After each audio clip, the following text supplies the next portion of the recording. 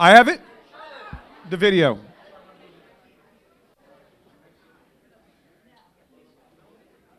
No, where's my my song?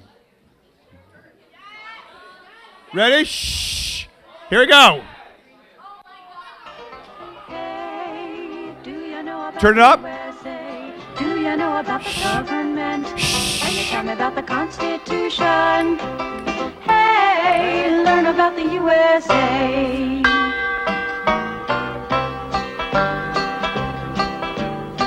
In 1787, I'm told our founding fathers did agree to write a list of principles for keeping people free. The USA was just starting out, a whole brand new country.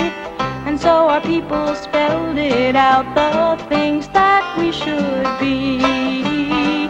And they put those principles down on paper and called it the Constitution. And it's been helping us run our country ever since then. The first part of the Constitution is called the Preamble and tells what those founding fathers set out to do. We the people, in order to form a more perfect union, establish justice, ensure domestic tranquility. I'm going to call someone to sing with me. Provide for the common defense, promote the general welfare and secure the blessings of liberty.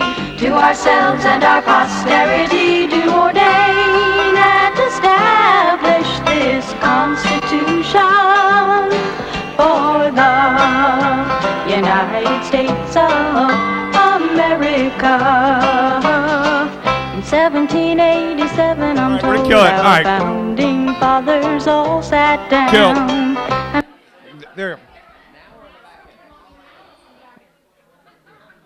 All right. Welcome back. How was the morning session? Good? All right.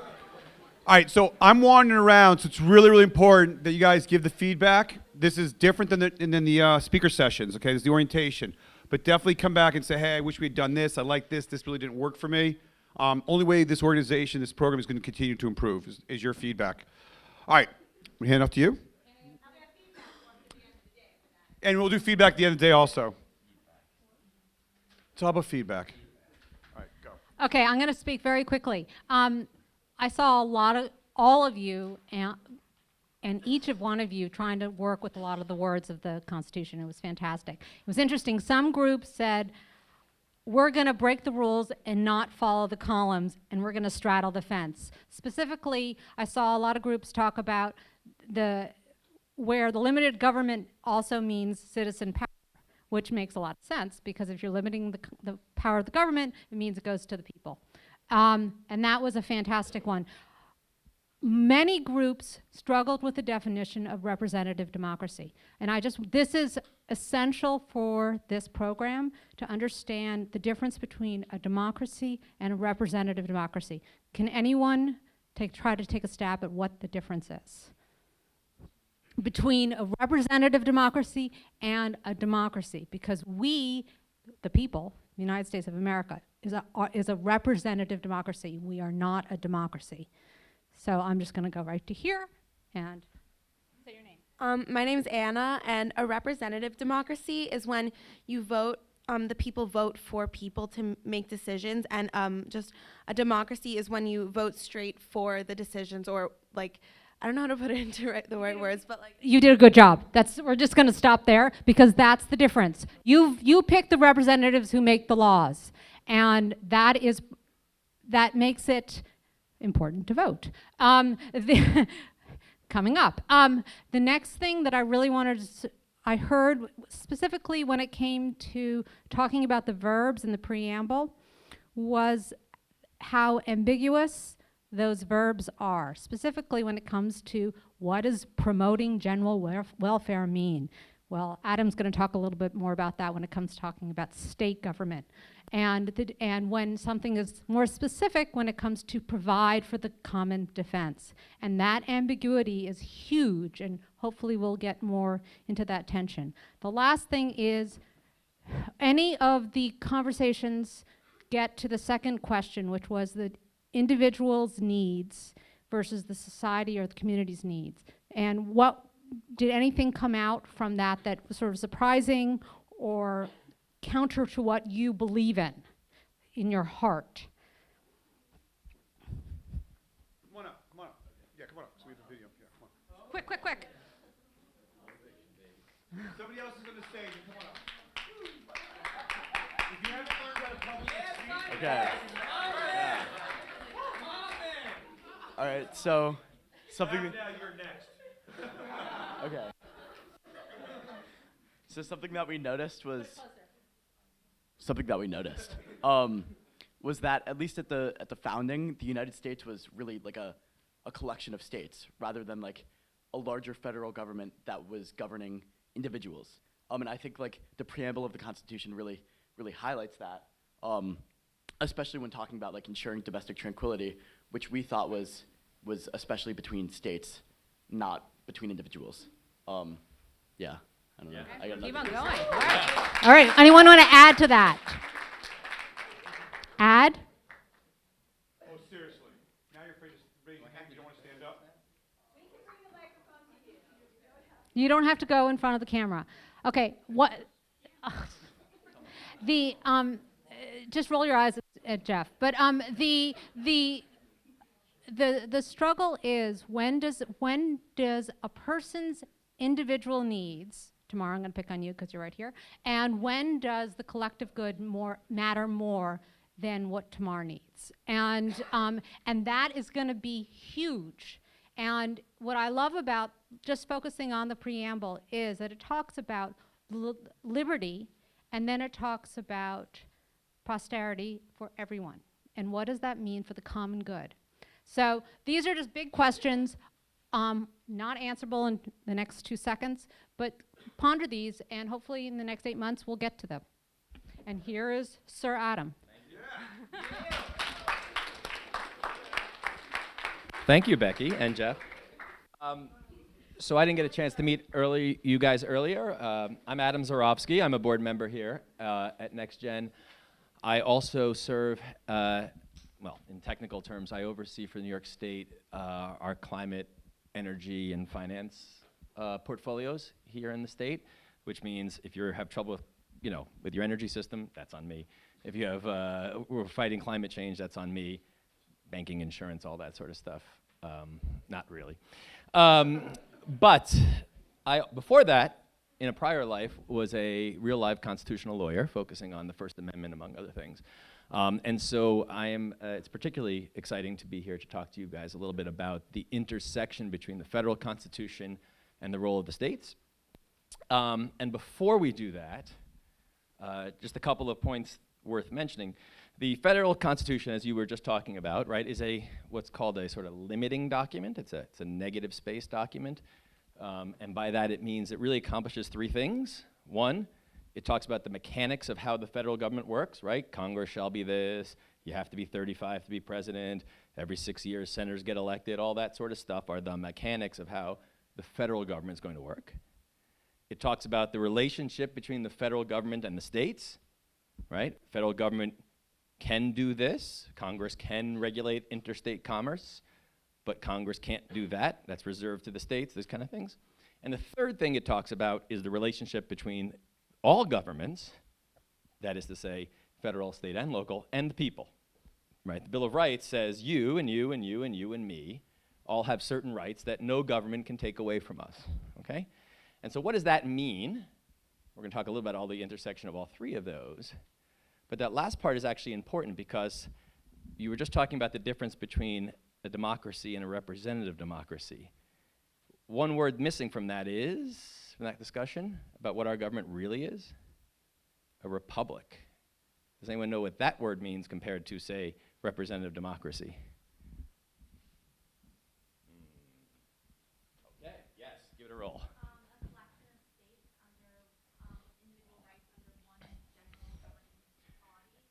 The second half, it doesn't have to be states, but the second half is right? So in other words, what a republic is, so let me try to illustrate it just for a second. A pure democracy would be, we're deciding today what we're gonna talk about, and everybody gets to raise their hand, and the majority carries. Now the problem with that, of course, is in a country as large as this, how can you do any business? I mean, we'd have to vote on everything and debate everything all the time. A representative democracy says we actually vote once in a while to have certain people go and then do the laws and vote for us. A republic, which is what I think you were getting at in the second part, says, okay, that's fine, but there's certain limits on what those folks can do. They can't just go vote and say, you can't speak in public. They can't just go vote and say, you know what, we're going to have a trial by jury for you, but not for you. They can't go and say, we're going to take your house without giving you compensation, which you could do in a pure democracy. And so what makes us a republic, in large part, is how we have a constitution that sets out the three things I just mentioned, okay? And one more point, which I want to come back to at the end of our discussion, but I don't want to do it now because otherwise I think it'll blow up this whole session, is the role of the Supreme Court in all this, right? We'll get there. The reason, yeah, but the reason the Supreme Court is so important, right, is not because we like to fight about it. It's because the Supreme Court gets to decide where the lines are in those three categories. Where is the line between your right as an individual and what the government can and can't do to you? Where is the line between what the federal government can do and states can do? And it's particularly poignant now, right? I work for the governor of the state of New York. He has been, it's fair to say, a not shy opponent of Donald Trump. Trump does something, we announce, hey, we're stepping into that gap, right? Well, where is the line between what authority can be exercised at the federal government versus can be exercised by Governor Cuomo here in New York State? Supreme Court gets to talk about that. And that is why it's so important. Now, one question, just a little thing of interest before we get on to the stage is, does anyone know, why does the Supreme Court get to be the one that decides where the lines are? Where in the Constitution? You just looked at some language. Where does it say it? Wasn't there a precedent in the 19th century where they decided that the Supreme Court gets to decide? And the name of that case was? Oh, come on, Marbury versus Madison, right? Excellent. So, but here's what's interesting about it, right? So, but the point is, this is what's interesting, because when you think about the Constitution, and particularly the Preamble, I know you've been spending your time talking about the Preamble is not law.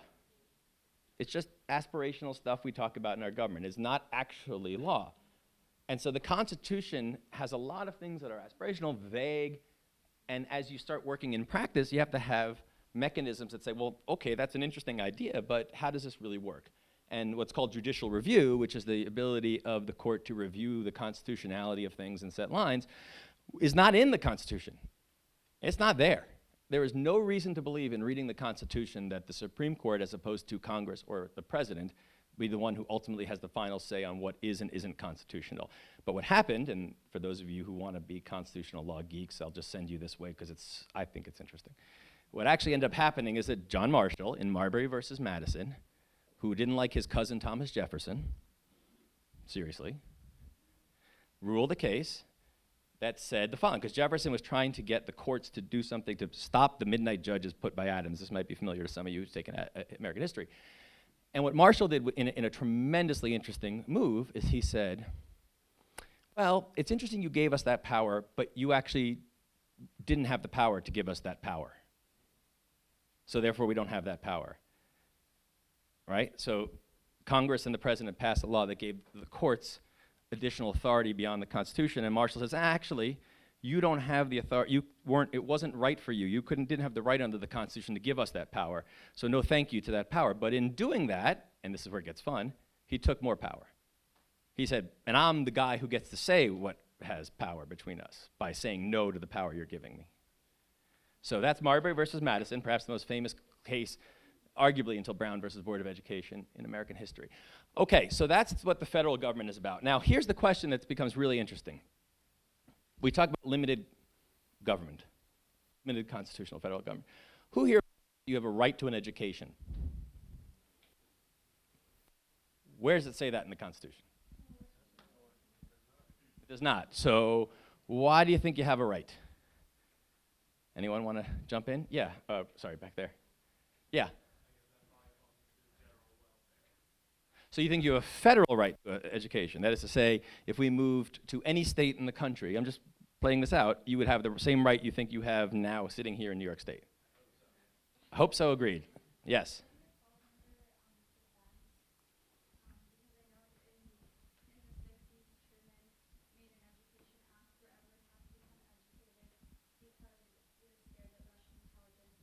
ideologically take over kind of thing. Okay, defense. So you're anchoring the preamble, general welfare, defense in the preamble, yeah? Remember, preamble's not law, okay? Just keep that in mind. The preamble of the Constitution is just us getting together, talking about what we want to do. It's not an actual law. Yeah.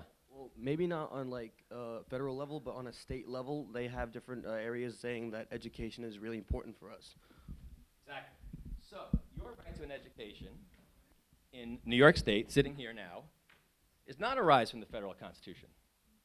There is no federal guarantee, constitutional right, that says you have to have a basic public education paid for by the government. Sorry. But, right? But that's not necessarily a comment on how mean the federal government is or how terrible the Constitution is. The way our system is structured is that the federal Constitution, the federal government, are limited rights. We talked about those three categories. And that leaves space for states, which are more directly connected to people and cities, to decide what are the things we want to affirmatively do. I've been talking about negative space from the federal Constitution as it limits, but states can step in and say, we want to do things affirmatively. We want to provide you with an education. And lo and behold, the New York State Constitution, we'll just put it up here. Article 11. And the New York State Constitution, if you think the federal Constitution is long, spend 2 weeks with the New York State Constitution, because this thing goes on for 100 pages and it has all sorts of stuff. But the one I want to focus on today is education, Article 11. Section 1. This is constitutional in New York State, has the exact same authority as a federal constitutional within this state provision. Doesn't have any effect in Delaware or Connecticut or New Jersey or Arizona, but in New York State it is a constitutional right. The legislature shall provide for the maintenance and support of a system of free common schools wherein all the children of this state may be educated. And you can leave aside the parenthetical. What does that mean? Anyone want to take a gander? Yeah.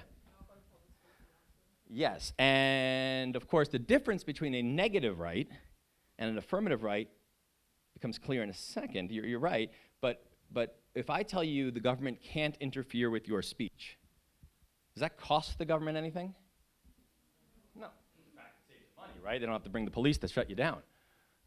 But here, look at the right. It's not just saying that you have a right to go to public school, but what's more, the legislature shall, not if it wants to, maybe, shall provide, that's that word again that we talked about in the preamble, not promote, provide, for the maintenance and support of a system of free common schools.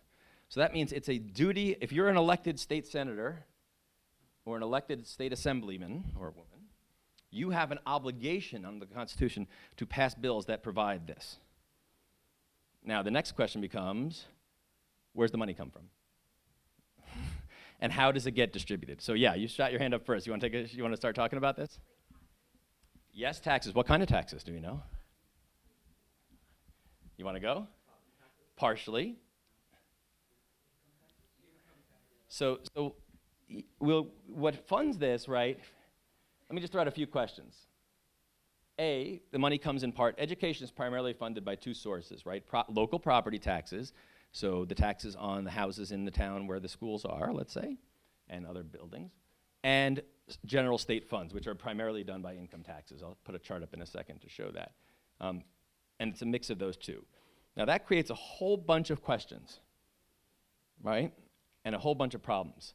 Anyone want to take a shot at what those might be? Right, so let's assume that the state gives out of income taxes an even per pupil amount, right? And that's not always the case, but let's assume that's the case for a second. If you live in a town which has higher property values, right, one or two things are true. Either you're generating more money to pay for schools and therefore provide better facilities, teachers, all the rest of it, arguably, or your property taxes are lower and therefore it's more affordable to do other things in the property. But yes, the bottom line is it creates a disproportionate effect for wealthier towns can spend more on education. So it creates an unequal distribution, notwithstanding that everybody has to meet this baseline, and the baseline has been judged by courts. It's gone back and forth over years to be a sound basic education. That means, essentially, you have to be educated enough to be able to make an informed decision when you vote, and qualify for a job, is basically what the courts have said. Doesn't have to be calculus, but has to be a sound basic education is the floor. But where things start to get, that's great that we have a right to education, free education in New York State, that's a floor, but where things get very interesting is how did the system of funding it create disparities in the outcomes and the abilities and the access of what it means beyond the floor. I heard a discussion, I was floating around a little bit around the discussion groups, and I heard one group, and I won't call you out unless you want to volunteer, talking about how he thought New York State was underfunded, or New York State public schools. That was you guys? Yeah, let's talk about it for a second. Oh, you want to add first? You had your hand up first. School system specifically New York City, right? It's Which I don't represent the mayor. Well, it's disproportionate. Just, right. I know. just to be but, clear. like, Just to be clear, I can't be on stage, but Right. okay. But it is disproportionate. If you look at schools in Manhattan, and if you look at, like, say, District 2 in Midtown Manhattan, the income they get for various things for education purposes, it's different from, like, schools if you go to, like, East New York. If you go to schools in Deep Queens, it's different. Depending on where you're from. Or the Bronx, yeah, my bad. No, go ahead. Let's do a little round robin on this. This is important. Yeah. I mean, the question on the table, right, is we've agreed we have a constitutional right to a basic sound education. Let's assume that we're comporting with that. But now how, unlike negative rights at the federal level, when states step in to say we want to give you something affirmative, we want to do something affirmative, the question of funding come up. And when that leads to is all these tricky issues which are not present necessarily in a federal system. But there was, I think, a comment in the back, right? My name's Janaya. My group was talking a lot about how the fact that some schools are disproportionately funded from other schools, especially in New York State, it provides a sense of like sorting students or sorting schools, right? And then we have this like, some schools offer AP classes and some schools don't. Some schools offer College Now courses and some schools don't, right? And so it provides a sense of like disproportionate education as well as funding. And so like some schools are getting like new textbooks every single year that has like really good like history and really good math and all that other stuff. And some schools are getting like passed down from like generations. Like my mother, my grandmother, my great-great-grandmother had that textbook, right? And I can see her handwriting. Her name's in the thing, yeah, right? Exactly. And I can see. Was she a good student? Was she? What her calendar I don't looked actually like, by know the her, way, from but senior week? Sorry, yeah, I it was couldn't just an resist. example. And Sorry. so it provides this sense of like sorting out students and like choosing who gets to succeed or not, which creates like a minority problem. Let me pause here for 1 second because I actually think we should level set because the conversation that we're talking about is exactly where I want to go, which is in terms of the funding disparities. And I want to talk about a situation I was personally involved with this past budget session in a second. But before we get there, just staying at the gross level, leaving aside for a moment how it gets distributed around the state, because I think you're onto an absolutely key point that we should spend more time talking about in a minute. How many people feel, notwithstanding the constitutional protection that's listed there, New York State as a whole is not spending enough on education, per pupil? I'd say that's a vast majority, right? How do you think New York State ranks in the country versus other states? Very low, very high? Who says low, raise their hand. Who says low? High, raise their hand. Okay. All right, You want to know what the answer is? here we go. Answer.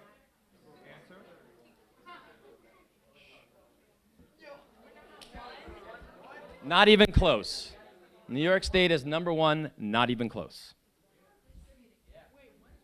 22,366 per student. It's all sorted. What's the lowest? Utah. Surprise, surprise, Utah. Let me show you one other statistic which is interesting here. Look at the United States. 11,762 average across the country. New York is 2x the average in the country spending per pupil. Now, that is very different, of course, than results. You could talk about how it's administered and very different than the question of whether or not kids in leafy, lovely suburbs are getting 3x than the kids in the inner city, which is what we want to turn to next. But the basic premise And in part, it's driven by the fact that there's a constitutional requirement, which is not true in other states, sadly, is that New York State actually spends significantly more. It's 15% more per student than the next highest state in the country. Yeah. So, all right, so let's turn to the question around how that translates itself to results or not, and in particular, how the provision of affirmative rights like education bring up all sorts of other questions. So, I think before we, well, let me do that now, and then we can talk about budget versus the federal level. Let's do that now. Okay. So, all right. So, who's familiar with? Anyone ever heard of Indian Point? You, of course. Has anyone never heard of Indian Point? Okay. The place. It's a place. Yeah. What is it? Okay. So, Indian Point is a nuclear power plant. Oh, yeah. All right, so now who's heard of Indian Point? Okay. All right. And I can't remember if it's the largest, at the time it was the largest in the country when it was commissioned, nuclear power plant. And it provides 25% of all the electricity in New York City. So, count every fourth light, count every fourth subway car, right? Count every fourth house or schoolroom you've been in or restaurant in New York City, and Indian Point is responsible and produces the electricity that powers that. So, anyone know why you've heard of Indian Point beyond that? Any? Yeah, go ahead. It will be closing down. No, they're not moving it. Remember your At least answers. I on haven't the signed yes off for a on that minute. yet, but they're not moving it. No, Indian Point is closing down. Why? Anyone know why? Why?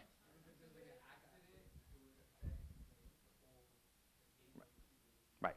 So Indian Point is a very large nuclear facility that has a history, arguably, it's old, and has a history of some incidents, and the concern is either from its own operations or from a terrorist attack. It is located 25 miles from New York City, probably 30 miles from where we're sitting right now. And if there were a terrorist attack, a cyber attack, or a profound leak like Chernobyl, and I assume some people have heard of that in Russia, tens of millions of people could be affected. So there was litigation. The governor brought litigation, and we have come to an agreement with the owner of Indian Plant to shut it down in 2021. Okay? Guys, keep it So side why is conversations. this relevant? Why is this relevant to our conversation about education and the distribution of resources? Anyone want to guess? Yeah. So one of the key issues with Indian Point, of course, is how do we provide electricity on the backup, right? Which is what I spend a lot of my day doing, trying to bring around renewable sources of solar, wind, and other things that are more climate friendly and all the rest of it. Yes, but in our specific conversation about education, where's Indian Point located? It's in Westchester County.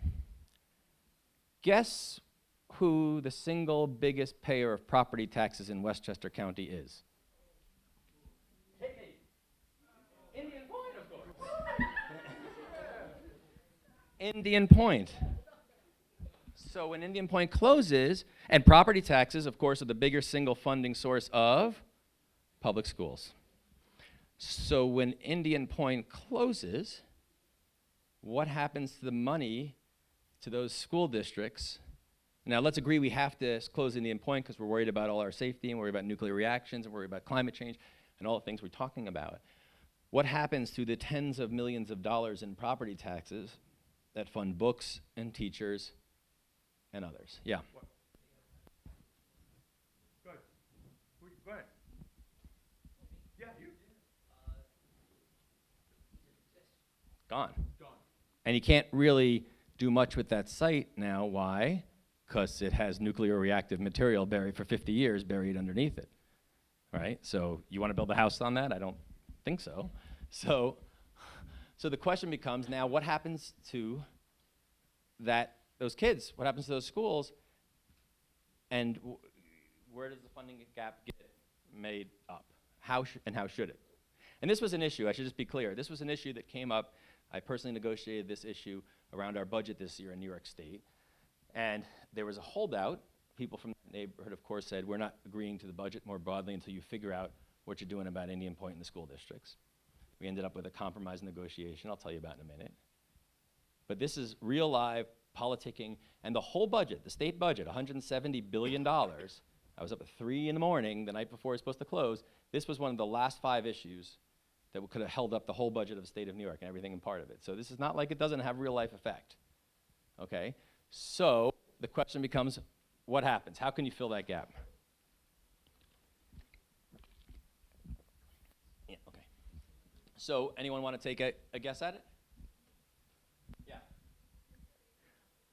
You could raise their property taxes. Now, of course, what happens then?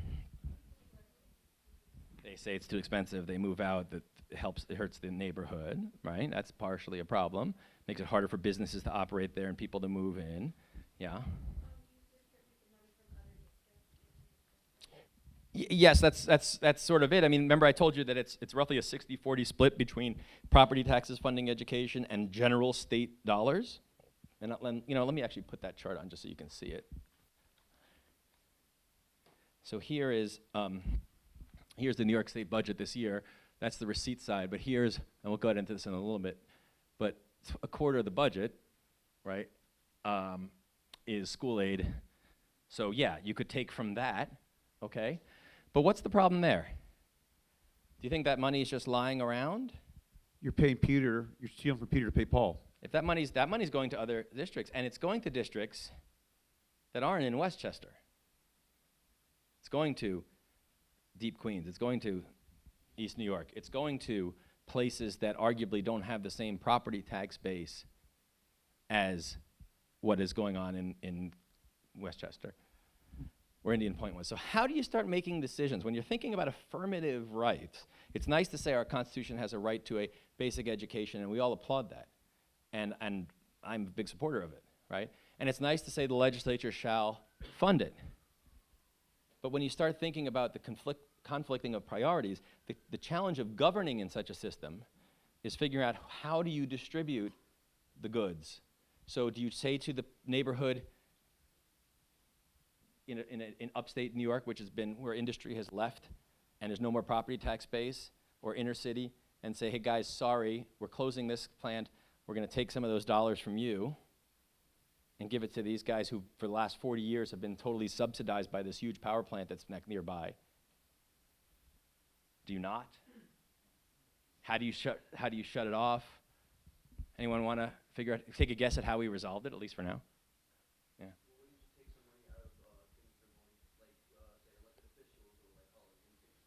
Because they'll vote for that, by the way.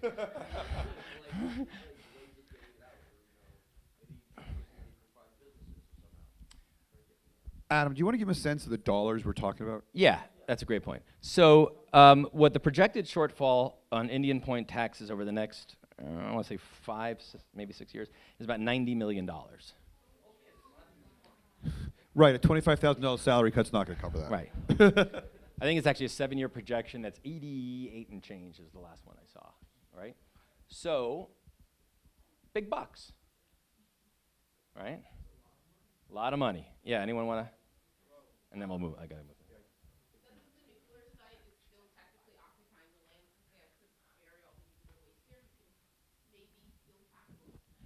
Maybe you could.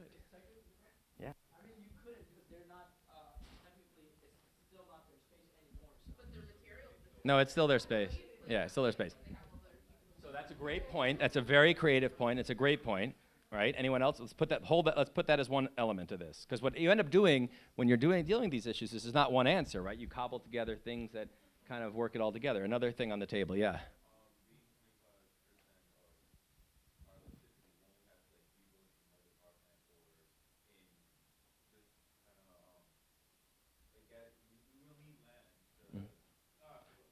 I get it. You're going to get tax base in another part of the state where you're going to generate the replacement electricity. Okay. Yes and no. Yes, but no, because we're doing a lot of offshore wind and there's no tax base in the ocean. Yes, because some of it is going to be generated by other sources. But no, because we're doing a lot of offshore wind and there's no tax base in the ocean. Yes, but no, because we're doing a lot of offshore wind and there's no tax base in the ocean. Yes, because some of it is going to be generated by other plants, but those plants might be fossil fuel plants, which come with them climate risk and emissions that cost other things. So it's yes, but there's not as much there as you might think. Yeah, because that's when we show up at Trump's door and say, hey, buddy, we're trying to help climate change and we're trying to help the inner city students. He says, sure, here's the checkbook, right? No, it's a fair point, but that's what we do in the past world, but that's not going to work right now. Didn't work this year. Anything else? And then I'll give you how we did it. Yeah. Ha! Ha ha ha ha ha ha ha ha.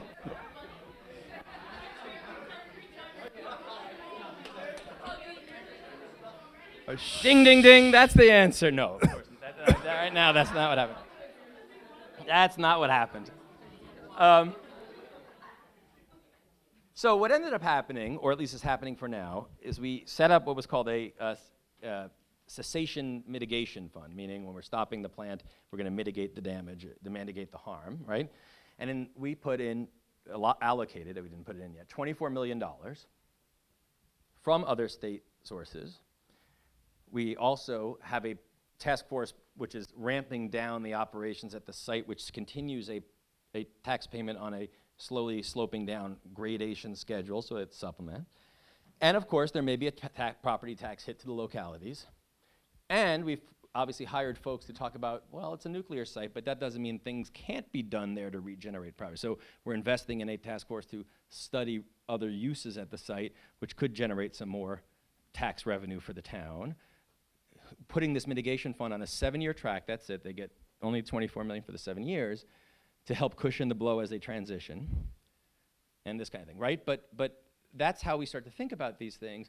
But the argument, just candidly, to lay it out there, I mean, I was making this argument to the head on the state Senate side who oversees this, and I said, I am not taking dollars out of inner city kids who can't, protect our upstate kids who are underfunded just because these folks here have for a long time been supplemented. At the same time, I have sympathy for the sudden shock of it. And so as we're negotiating, we're trying to balance those two things out, all the while keeping our eyes on not just the floor of state education, but also the desire to be more equitable around the state. Not just our gross dollar, but our dollars at each student's impact. So that's an example of sort of how real life governing gets to it. I wanted to talk about the state budget for just a second, then I got to go to the feds and get out of here, because I'm going to get the bell rung on me. Here's, as I say, here's a breakdown of the state budget. A lot of it is medical, Medicaid, school aid, local assistance, helping towns and cities with their security, with their infrastructure, whatever it might be. Executive does not mean that Governor Cuomo makes 18% of the state budget. It is all the agencies that are running, so the folks who run your banking administration, the folks who run the utility regulator, the folks who run the health department, all that sort of stuff. University is obviously our state university system. Elected officials, those guys are in for it next year. And then debt, because we have debt and we have to pay interest and other things on it. And I want you to keep that picture in mind of the state budget, where most things are pretty affirmative, right? This is helping local people build bridges and whatnot. This is helping kids get educated. That's helping provide health care. That's university, right? The vast majority of this is stuff that sort of goes to the question of things we do for our citizens, affirmatively. So let's contrast it to the federal. Wait a second, before you go that slide up. How big do you think the federal budget is? Oh, it's No, give a number. $1 trillion. well, which part? Yeah, well, go ahead. Okay, 1 trillion. How many say it's bigger than 1 trillion? Raise your hand. How many say it's less than 1 trillion? All right.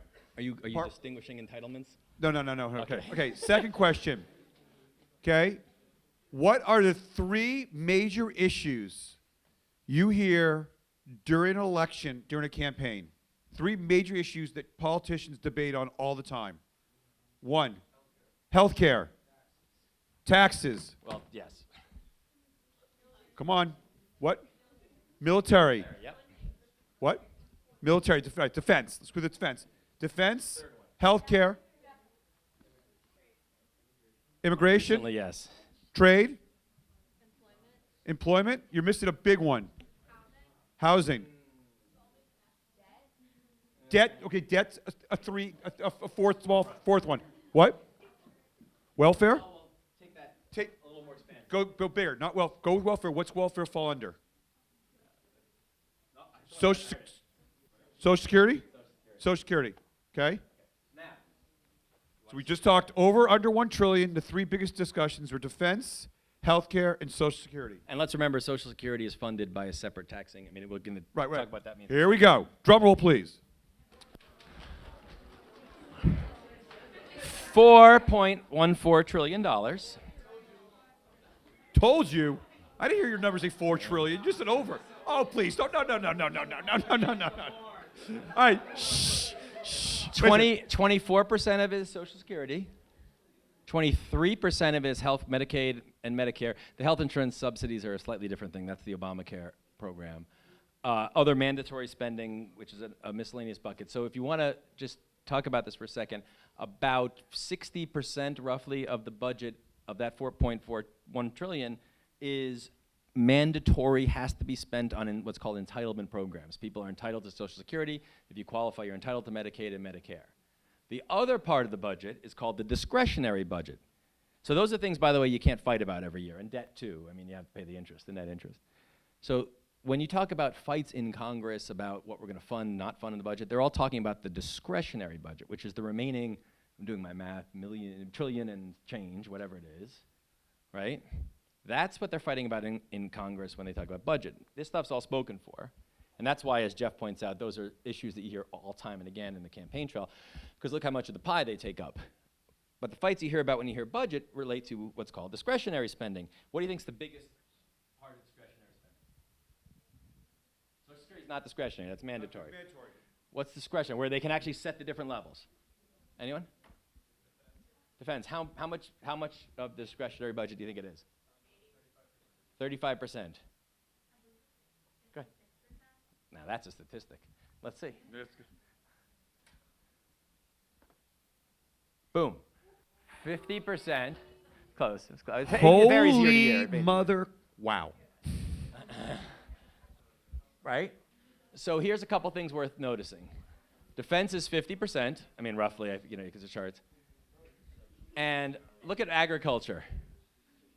Okay? Hold on. What's not on this? What do you see that's not on this? What is not on this? Doesn't even make a slice. What? What? The arts. Bang. Arts is not even on this. Make the little green 4 slice from my beloved energy sector. Okay. So, look at all these. And so when you talk about defense, and people want to touch Social Security, people wanting to talk about health care, the fights are there is because that's the only way that we can free money up to increase the discretionary. Now, keep in mind, when we talked about the Constitution, state constitution versus the federal constitution, right? The one word you heard about defense, what was the word before defense in the preamble to the? Provide, right? Same word as in the education provision of the state constitution, yeah? Look how big defense is.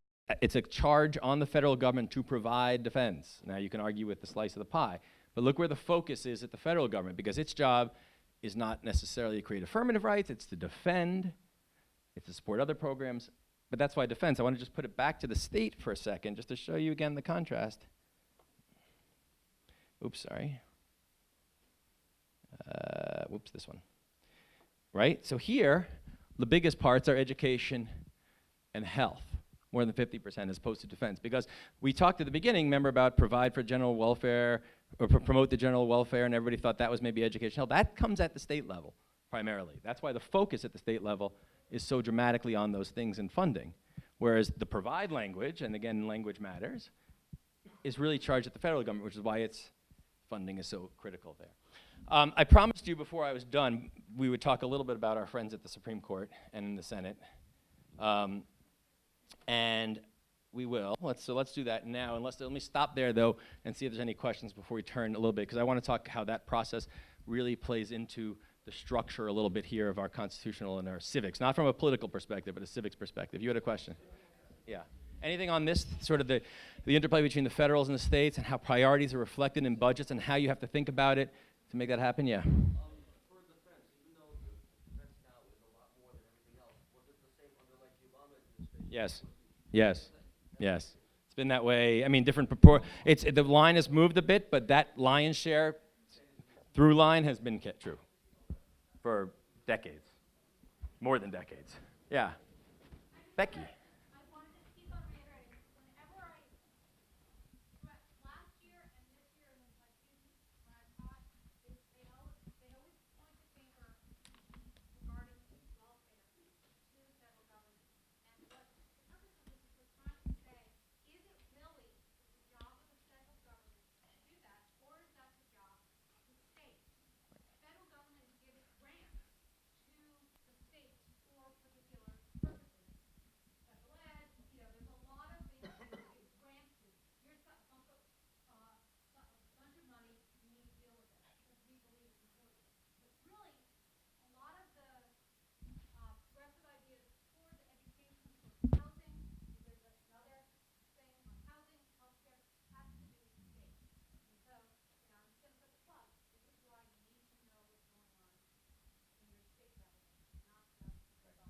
And that's where we make the decisions, as I was using with the Indian Point example, of what do we look like collectively? How do we share resources among us? Versus how do we look for ourselves individually? Supreme Court. Who saw any news this week about the Supreme Court? Wow.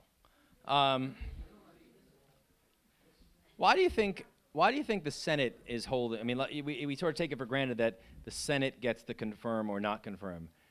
Why?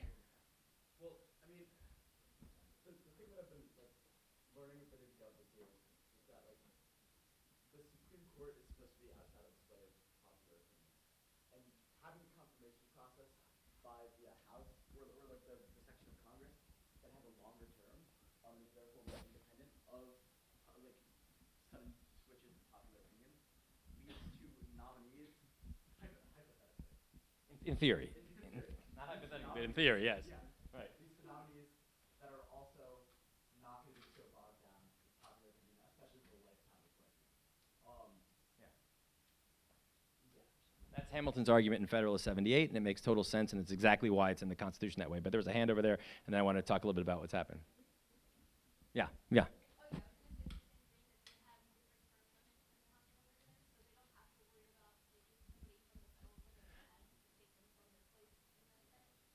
And that's exactly right. Let me add one little wrinkle too. At the time the Constitution was written, what else distinguished the Senate from the House in terms of this issue, in terms of how responsive to popular will was it? Yeah.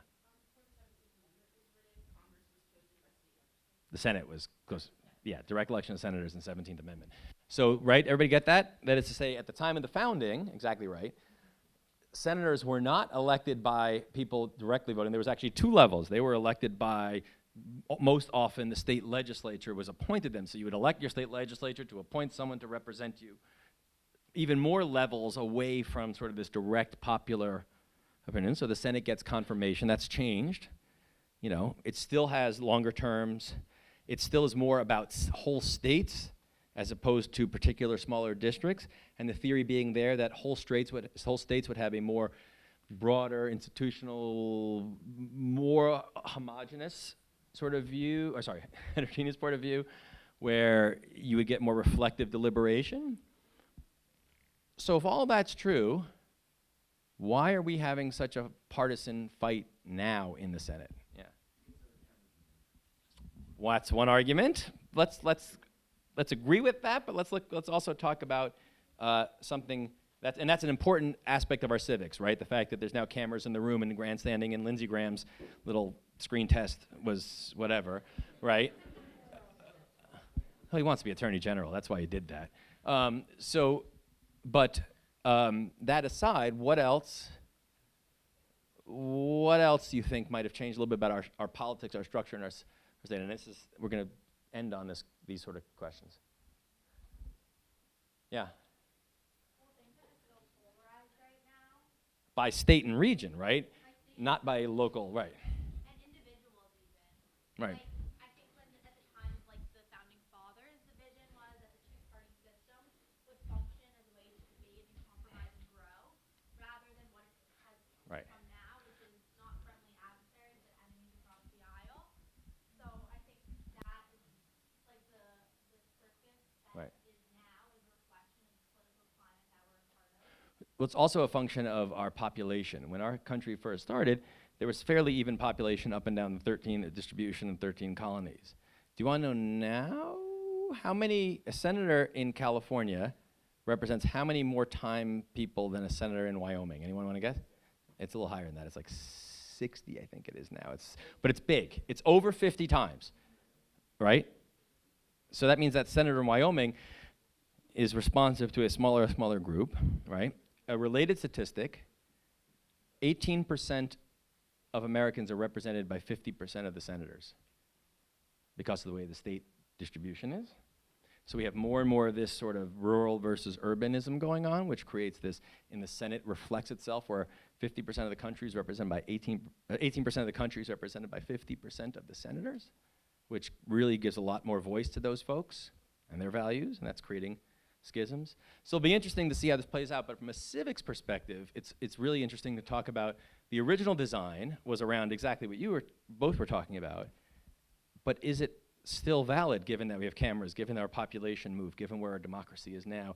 Is it, or are we seeing a reflection of our times in which what was supposed to be a sober, judicious, contemplative process has now become nothing more than a screaming match like everything else in politics, and even a nominee who screams and yells about politics, which never has happened before. So that's just a thing to keep in mind from our perspective about civics as you watch these things play out. There's enormous politics, there's enormous sociology in this. I mean, we could talk about that issue forever, but the point is just from a civics perspective, this is some interesting dynamics within the constitutional framework going on right now this week in front of your eyes. And with that, is it to you? Okay. Well, hold on, let me just ask, any questions on any of that? I mean, there's a lot of stuff. I mean, it's not that exciting, the state government. What was the biggest learning? The biggest shocker?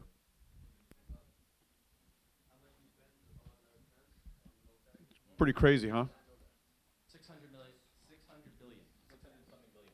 The amount that we spend on education. Amount we spend in education. As a How- state? On state? Yeah. Where did New Jersey fall in that chart? Fourth. New Jersey was fourth. All right. Yes. Seeing it like state versus federal, the distribution. And so mine was, the two things that I would tell you was, for the first time, I saw the difference between federal and state. The federal focus is defense and other aspects, and state is education and healthcare, which was pretty interesting to see that they are, and where you start to see where the lines start to get blurred a little bit, and the arguments and all that. And as you guys start to listen to the campaigns coming up, listen to when you hear defense coming up, listen to when you hear healthcare coming up, and listen to when you hear about Social Security, and now you understand why those are such toxic topics. Yeah, go ahead. Isn't federal over the state? Is it federal over the state? Depends on what you mean by over. What do you tell me what you mean. Go ahead, Hamilton. Like has more power, like get to say. So there is a provision in the Constitution called the Supremacy Supremacy Clause, which says that federal law is supreme over state law when there's a conflict, right? But the Constitution, and if you need to look at Amendments 9 and 10 in particular, but there's a whole bunch of things throughout the Constitution, expressly reserves areas to the states. So, for example, in my area, right, energy primarily, there's very little, I mean, I shouldn't say this too loud, that the states can do in certain aspects, but we are in charge of providing power to our citizens, and the states have, the federal government has regulatory oversight, but if it doesn't affect another state, there was a court case just this week, we get to do a lot of discretion because states are sovereign, we have a federalist system, so we have 50 sovereign states, and then one sovereign federal government that unites them, which when there's conflict, it overrules, but the states have lots of room to operate. That's sort of the point. So I have a question to ask you You on that. want to go to English on that? No, I want to ask you a question on that. So if, as state of New York, you guys decide you want to put windmills or something there, do you need any federal, outside of financing, do you need any federal approval? We don't take financing either. So you don't need any federal approval. So you won't put a windmill. Oh, you're talking about ocean or you're talking about on land? Let's say- Ocean, yes, because there's federal, international waters. There's internationals, but on land, you could put up a windmill without any federal. Yeah, there's some complications around whether or not we sell the electricity generated to another state. Right. If we sell it just in New York State, You don't need anyone's approval. Nope. Okay. I was curious about that. All right. This is the last. Beyond the state's, I mean, our own state process, yeah. We've sort of skirted on this, and this is one of my loves, and it's something that is going to happen. What is going to happen in 2020 that is essential for government to work? That's such an... I know. I left it every 10 years it happens, by the way. Census. Oh, say it loud. A consensus? A census. A census. What in the world is the census? And I am this is really, really important because, if you got to all those little slips of paper, I think I wrote down the census, and it mentions counting, now I can't remember, people, individuals. And this is, it doesn't say citizens, it doesn't say men, it doesn't say women, it says individuals. And so, if you have a family member who is not an American citizen, whether here with a green card or not, they are still counted. This is a huge, huge political issue that's going on right now. And if you Google some of this stuff right now, you will see there's a huge debate about who to count and who not to count, and who wants to be counted. And since the census determines the number of representatives, and therefore, if you live in New York City or you live in New Jersey, if there are fewer people counted, that means fewer representatives in Congress. And fewer electoral votes in the presidential college. And then fewer electoral votes in the presidential electoral college. Right. Each of these things affect your voice. So, this is my little plug, and I'll keep on plugging this. If you get that, when your family gets that census form, don't have them throw it out. Send it back and count every individual. So. All right. So thank you, Becky. Thank you, Adam. Let's give it up for them. Woo!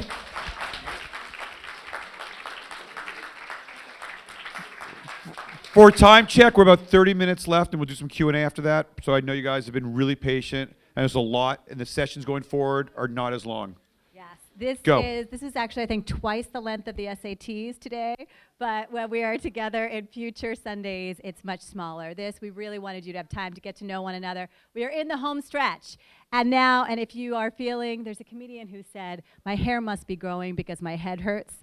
If you're feeling like your head hurts, that's good. Like these are themes that we're going to discuss monthly on Sundays, and you're going to discuss them with one another. So right now, you're going to go into a sort of preparation for what we'll be doing next time we're together on October 21st, which is a Civic Forum, which is predicated on deliberation. So you're going to learn what deliberation is. Philip, can you bring up the room assignments? This is his other rabbit that he can pull out. Woo, here it is. Okay, oh no, the second slide, the slide after this. So you looked down at your first number. We skipped your letters, but the number that you have sort of, it would be at the last one to your left, that is the Civic Forum that you're going to be in. So if there you have a number 1, you will see you're going to be in the Four Freedoms room. Number 2, West Lobby, also on the first floor. Number 3, room 203, 204. These rooms should be coming a little familiar to you. You'll know them old school. Each of these sessions is going to be led in 3 cases by lead civic mentors who you met this morning. Isabella, Gabby, and Lila, can we have you guys stand up? We also have civic mentors. So Frank and Chelsea and Rachel, who are returning civic mentors from last year, will be facilitating those sessions. In future sessions, it will all be lead civic fellows. We have others coming aboard, so they will be student-facilitated dialogues. So before you leave the room now, make sure you know where you're going. There's also a list upstairs, and you can see a civic mentor if you get confused. And you're going to have about 35 minutes in these groups, and then we'll come back and reconvene for feedback and next steps. Go forth.